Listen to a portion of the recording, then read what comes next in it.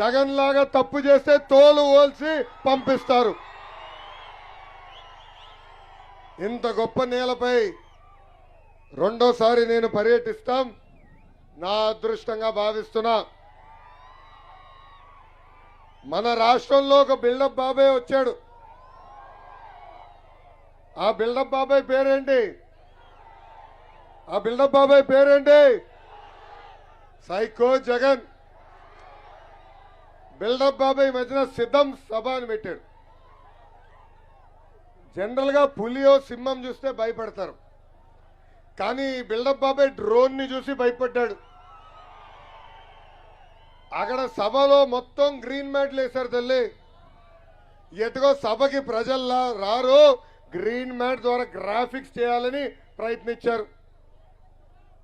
ఏకంగా వాళ్ళ party mouth piece ఉంది, ఛానల్ ఉంది.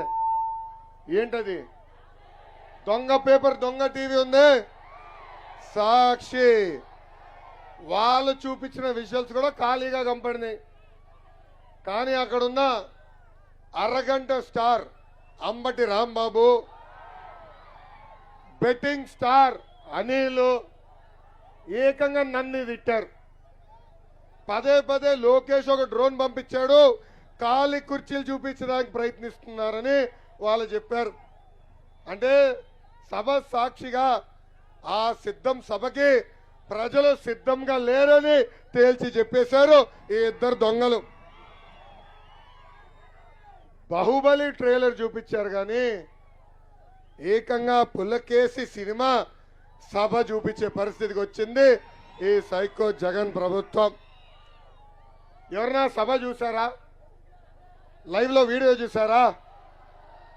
పాపం ముఖ్యమంత్రి గారు బాగా చౌంట పట్టింది, కంగారు పడుతున్నాడు, తడబడుతున్నాడు, మనిషిలో భయం, టెన్షన్ కనపడింది. దానికి కారణం తెలుగుదేశం, జనసేన, భారతీయ జనతా పార్టీ పొత్తు. ఈరోజు జగన్ ఎక్కడికి వెళ్ళినా ఉచ్చబోసే పరిస్థితి తీసుకొచ్చింది ఈ కూటమి. పదే పదే ఒక విషయం చెప్పాడు, చరిత్ర ఉన్నంత వరకు ఈ సైకో ఉంటాడంట. చరిత్రలో కాదు కదా, క్రిమినల్ రికార్డ్స్ ఉన్నంత వరకు జగన్ పేరు ఉంటుంది. చంచలగూడ జైలు గోడలపై జగన్ పేరు ఉంటుంది.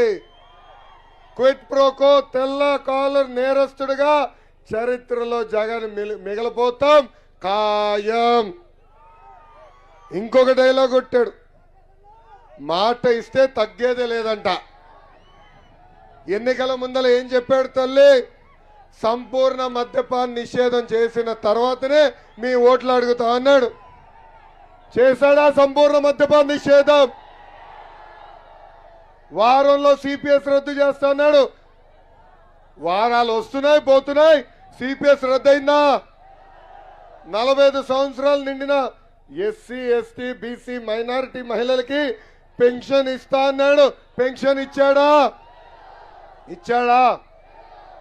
2,30,000 ప్రభుత్వ పోస్టులు భర్తీ చేస్తాడు.